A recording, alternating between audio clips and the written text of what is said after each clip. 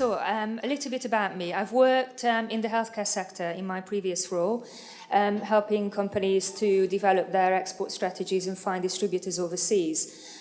So I want to talk to you today about the strategies to consider when you want to enter international markets. First of all, what should you consider before you start to find distributors in other markets?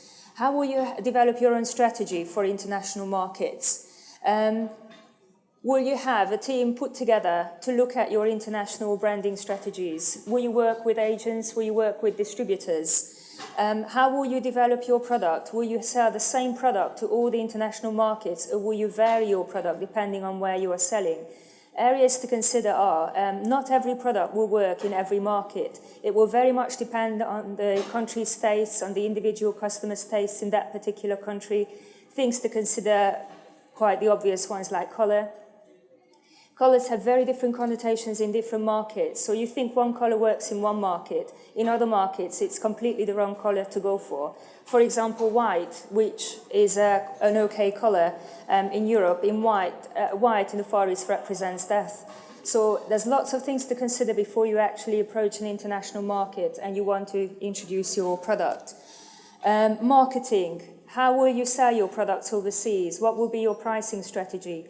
Have you taken all the factors into consideration, such as freight charges? When you give a customer a price and you say it's £10 per unit, did you bear in mind that you might be responsible for all the freight charges, for all the import duties in that particular market? You need to consider all those factors.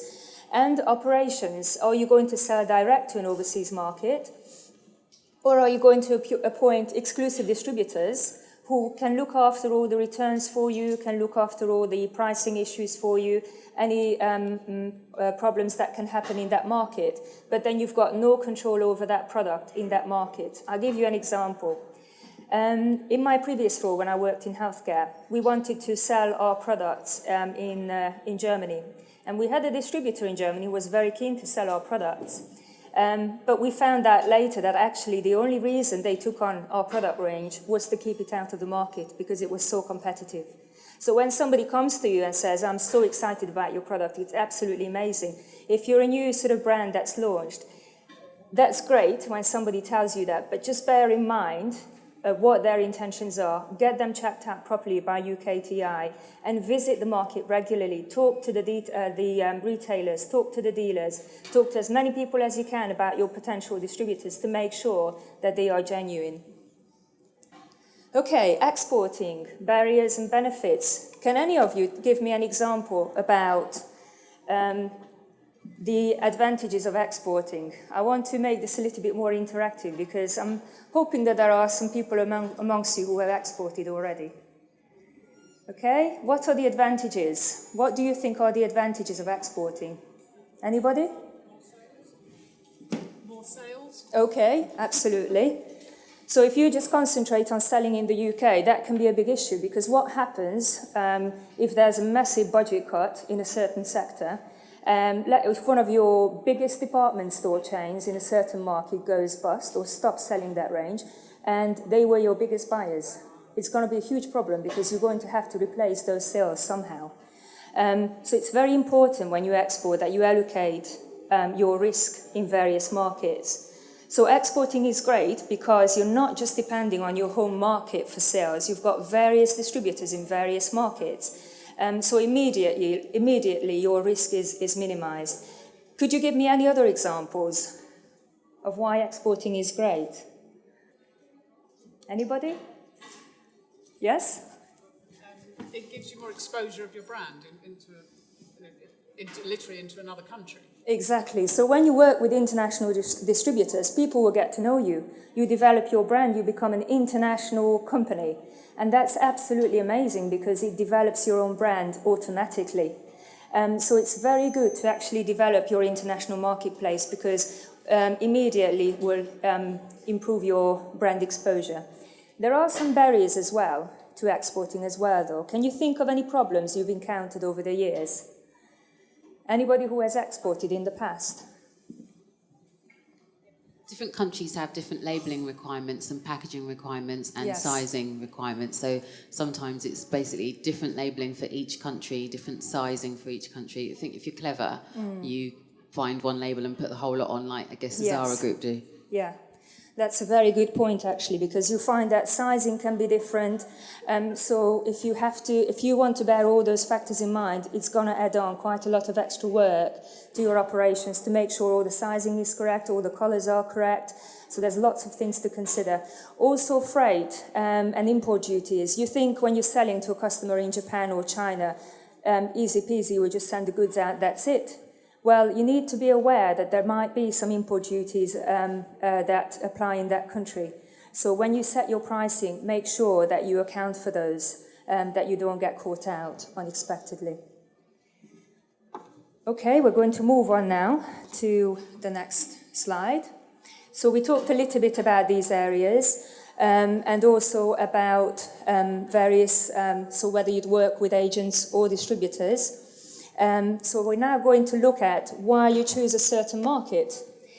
When we do our courses from UKTI, we come across a lot of people who chose a specific market to export to because they fancy that as a holiday destination. They want to go there. They think it's amazing. Let's just go and sell my product there. Now, it's not really the best idea to do because that market might be very small. It might not be the right market for your product. So before you actually select a market for your products, just have a look, just do a good market selection, and we can help with that.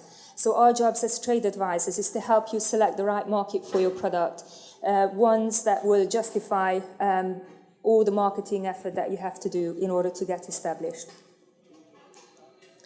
Okay, what routes to market are there in terms of your product? How can you sell overseas?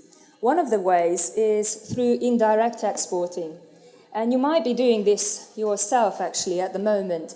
This is when you don't sell direct to a customer, let's say in Japan, but you sell to a UK buyer who consolidates all the freight and all the goods from various suppliers and then sells it on indirectly on your behalf to an overseas buyer. So that's one of the ways of exporting. Nice thing about this is that the risk is quite reduced. So you don't have to worry about all the duties that apply, any freight problems. If the goods get lost in transit, they get damaged. You don't need to worry about that. But you don't have control over the product. You don't know how it's doing in that market. You don't get all the feedback. So that's something that may not be the right way for you. Indirect export can be things like trading companies, when you have a UK-based buyer. Also, you could do piggybacking. So if you're selling bracelets, you might be wanting to join up with somebody who does rings or some other types of jewellery, and they could share all their market knowledge with you. So it might be quite advantageous for you. Direct exporting is when you're selling directly to an overseas business in another country. Now, the nice thing about direct exporting is that you get a lot more market knowledge. You know how that market works, what the competition is like, what the seasons are like, what the preferences are like, but you're going to have to get a lot more involved. You've got to be ready for exporting. You can't just do it distance. You've got to be ready for it. Okay. Have you come across this? While I've walked the exhibition floor in the last couple of days, I had a lot of questions from various people about whether they should sell through a distributor or through an agent. Can any of you tell me what the difference is? And I'll see if I can find a volunteer. Anybody? Have you come across this at all? No? Do any of you sell through a distributor? Agent have just based on commission, but the distributor have the right to actually promote all your product and exactly. get to where the products actually sell. Absolutely, that's completely right. So when you work with an agent, the agent collects the orders from a particular country, let's say France. They send it to you, and you then send the goods directly to the customer. You're responsible for the freight and all the charges, and you just pay the agent a commission on the sales that they have put together. So you're in charge of the retail price for France, for example, right? Now, this is quite nice because you can always make sure that, that your client doesn't price you out of the market. So that's quite good in those terms. However, you've got to look after all the problems, all the returns, all the transit damages, all the issues that come up in that country. You've got to make sure that you're familiar with. You've got to be ready for questions from dealers in France who will say, okay, that's the price. Now, does that include the retail tax in France? So you can't just say, oh, I'm not quite sure about that. How does that work? Because if you're selling through agents, you've got to know all the market characteristics of that particular market. The opposite to that is when you work with a distributor. So when you appoint a distributor for a market, they are responsible for all the problems that can happen, the returns, the after-sales issues, and they will hold stock. So you don't need to worry about sending the goods out. They will hold stock of your product in that country, and they will deal with all the dealers in a specific marketplace. The disadvantage is that they set the retail price. You've got no control over the retail price. So if you find that the distributor is charging double, triple for the price of your product, it could be an issue that you're not competitive anymore. And also, a lot of the times when you come across companies, immediately they will say, I want exclusivity for that market. Now, the issue with that is, if you give them exclusivity, it's very difficult to take it back. So if you agree this exclusivity to a specific market, think about it very carefully. Because if they don't perform to the sales that you wanted them to perform to, it will be very difficult to cut that agreement. And that's something to consider. All right, any questions on this? So when do we know which select first, the agent or distributor? When is the best time? Ultimately, it will depend on your preferences, whether you want to have an agent or distributor. If you've got the potential to look with various agents in a country, then you can go ahead and do that. It works for some markets. If a country is quite large, like France, similar population to the UK, but nearly 5 times bigger, you're not going to manage with just one distributor. You're going to have, quite often will have an agent for the north, an agent for the southwest, and those regions can be very, very different. So it's really down to your preferences whether you appoint a national distributor or various dealers in the market. But whichever way you go, make sure you consider your options very carefully. Because I've been through tons of meetings over the years where the distributor was very, very dedicated in the beginning. They only had 2 or 3 product lines. Then they took on loads more product lines. They committed their efforts to the new lines, and we then saw our sales dropping over the years. So it's something to just bear in mind before you do that. Okay, we're going to move on to the next slide. So this is what we discussed, the differences between agents and distributors. In the UK, we found, for example, in healthcare, there aren't any agents. In Germany, there are 3,000. So every market is so different. You just need to really weigh it up and see how it's best to go forwards. Okay? So that's a little bit about the distributors and how they work. Okay. When you sign an agreement with a company, try to make sure that the agreement will be governed by UK law. Quite often, your client will push for the agreement to be governed by an overseas country's law, but that's not really in your interest. You want to make sure that you clearly state the territory in the agreement. So you don't want to end up in a situation where you appoint a distributor in Germany and they automatically assume they've got Austria and Switzerland as well because they speak German. No, it's got to be clearly stated in the agreement where they have exclusivity for. If they work with sub-agents, which ones, for which areas? Would they have the French part of Switzerland? Would they have the German part of Switzerland? You want to make sure everything is clearly stated in there. What their commission rate is. Payment terms, that's also something very, very important. When you work with certain countries, you've got to bear in mind that they might need extra forms of documentation. For Turkey, for example, you will need letters of credit if you give somebody open account terms. Those pieces of documentation don't just take extra time, they are costly as well. So before you agree to open account terms to a distributor or an agent, make sure you get them checked out properly. With the UKTI, we are there for you. Our job is to help you. So come and email us and tell us what the problems are, and we can get the company checked out in that specific market. In each of the UK embassies overseas, there will be UKTI people working there, whose job it is to help you find solutions to your problems. When you sign an agreement, also set it out quite clearly how long the agreement is for. Is it for 1 year? Does it renew automatically? Quite often people have misunderstandings about the agreement. Has it renewed? Has it not renewed? Is it still valid? Is it not valid anymore?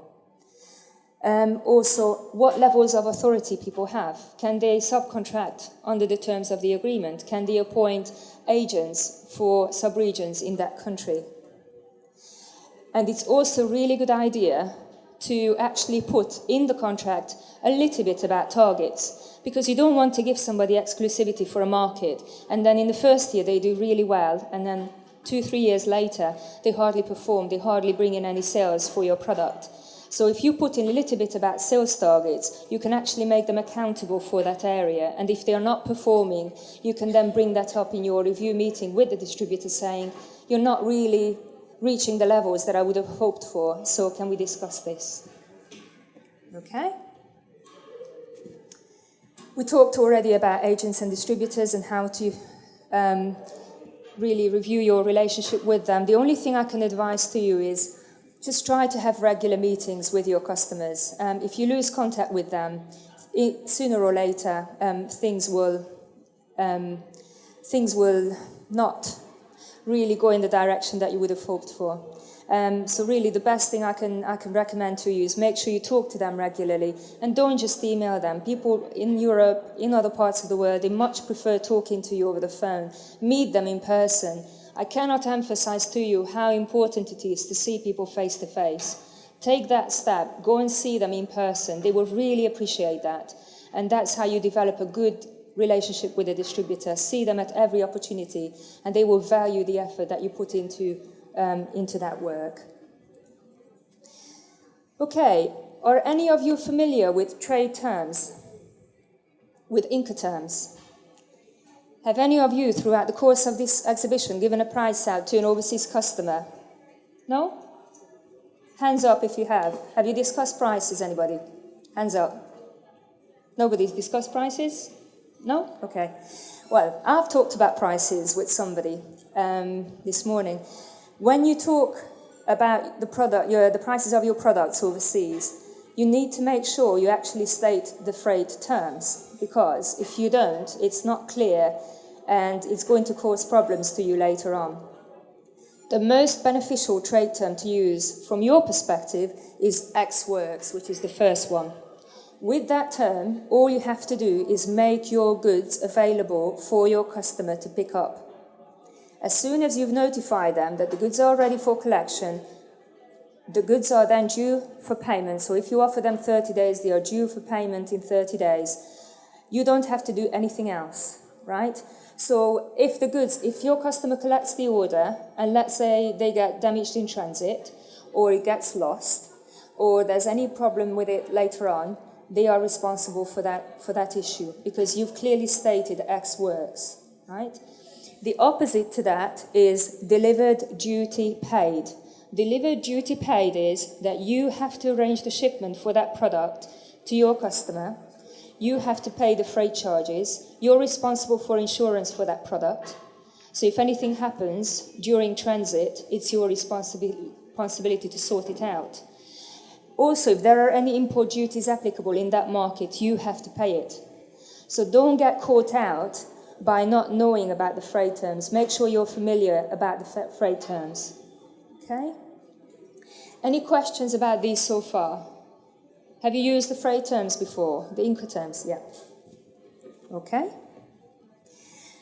We're going to talk a little bit about risks now that can come up in terms of various countries. Commercial, political, and country risks.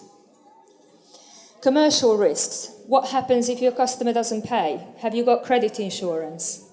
So that can be a big issue. If you send goods to Italy, they'll definitely ask for at least 60 days payment terms.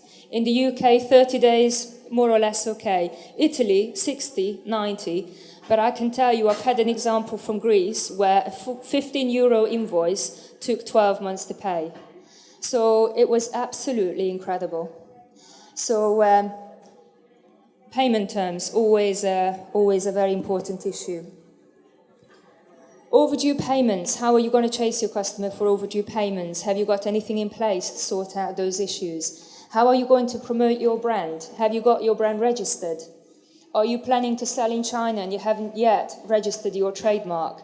Don't get caught out, because in China, whichever company registers a trademark first owns that trademark. You cannot then go to China and say, actually, that was my product. You can't do that afterwards.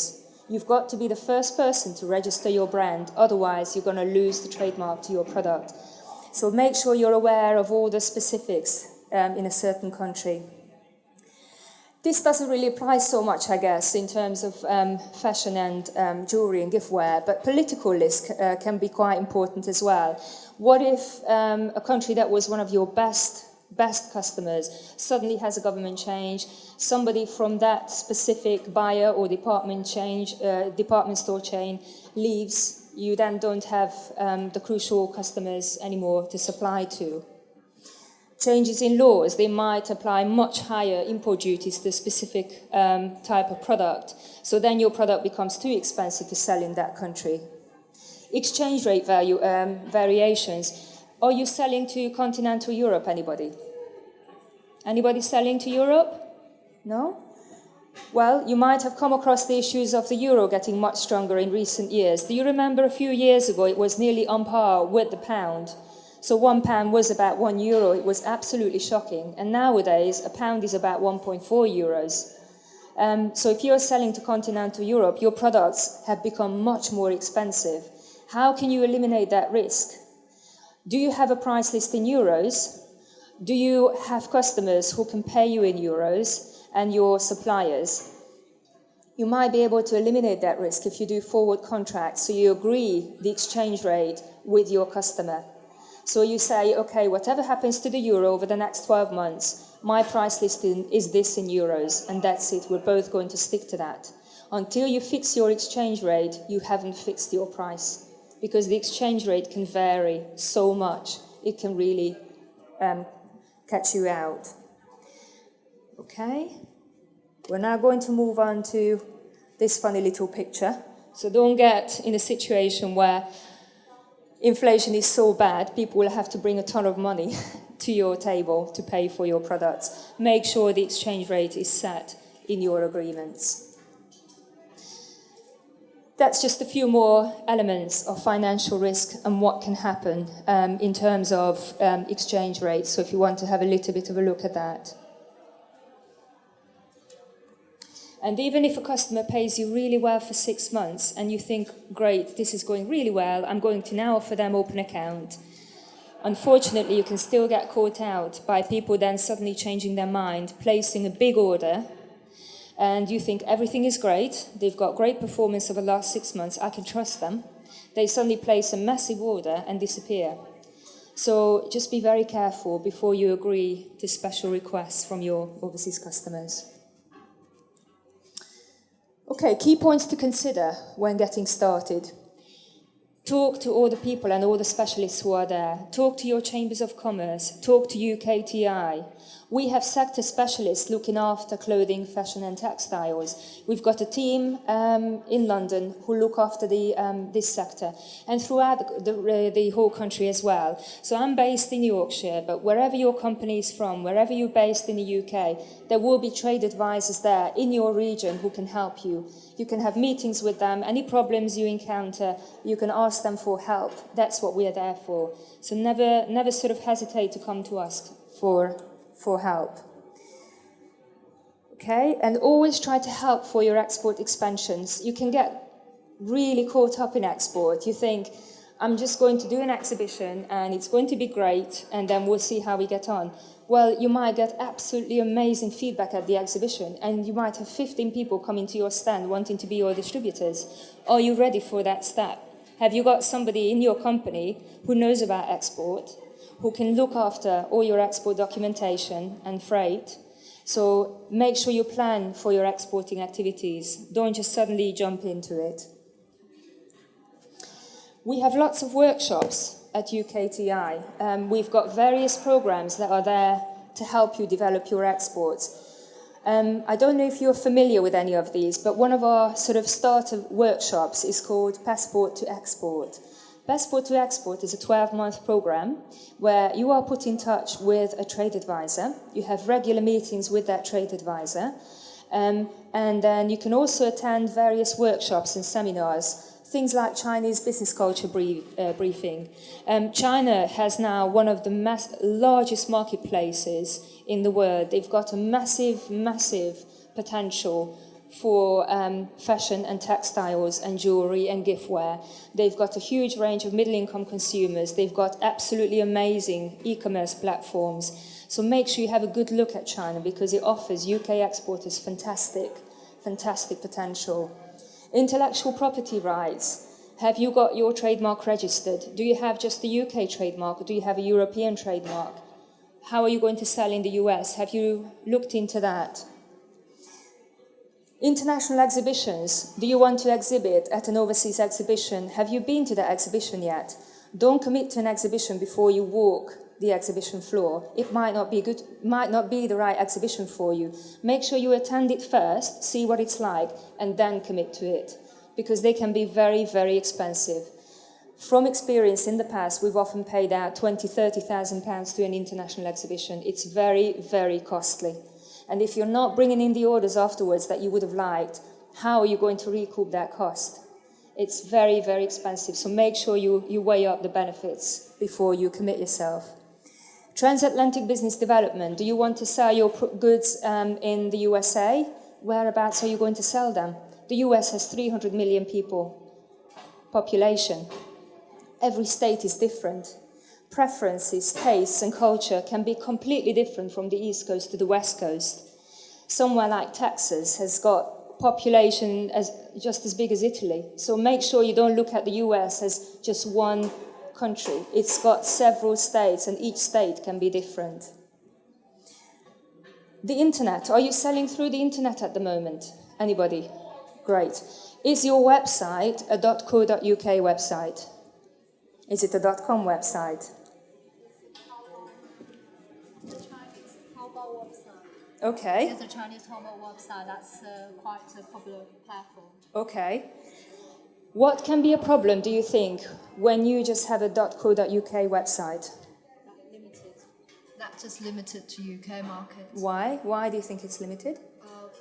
Well, if people say it's .com, then you might have a chance for export it to a different country. But Exactly. if it's just a UK, then people think that that's your main market for UK. Exactly.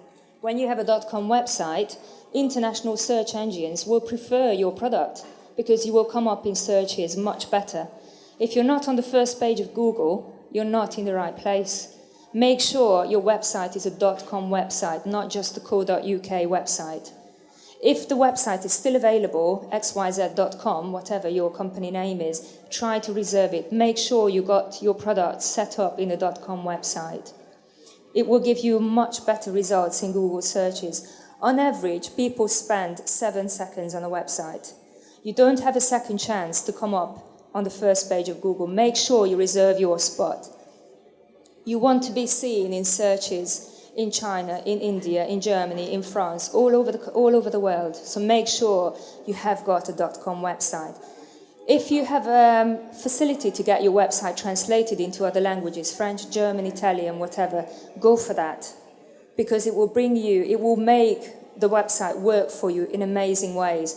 I've got a client who recently translated his website into 7 different languages, and he is now so busy, he travels all the time. Because when people search for that particular product in Germany, he comes up on the first page of Google. So we cover all of these issues in our seminars. We look at all these issues in the e-commerce and the web optimization seminars. So that's, again, something to look at. Okay. So these are the seminars available from us. And for further information, that's our website details, and also are contact numbers for the Yorkshire region, but there would be people placed all over the UK who can help you. If you put in ukti.gov.uk into your search engine, it will find the local contact for your organisation.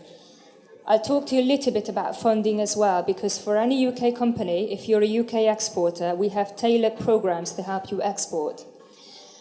We've got the Passport to Export program, which is a 12-month program, and that gives you £750 matched funding, right? So if you want to travel to Germany to have a business meeting with a client, and you want to talk to various department stores and perhaps visit an exhibition as well, if the trip costs you £1,500, you can have £750 back. So that's one of the programs that you might want to get more information about. And we also have the other program called Export Market Research Scheme. And that's basically for countries where you feel there's a big market for your product in a specific area, but you're not sure how to tackle that market. You need to travel out there to have meetings with department stores, to have meetings with commercial officers from the embassy, to talk to your retailers, to talk to customers, to find the answers to all your questions.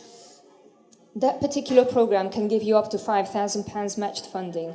So if you're doing a 10-15-day visit to Australia to really find out more about the Australian market, and it costs you £10,000 to travel out there, you can apply for funding and potentially get £5,000 funding towards that trip.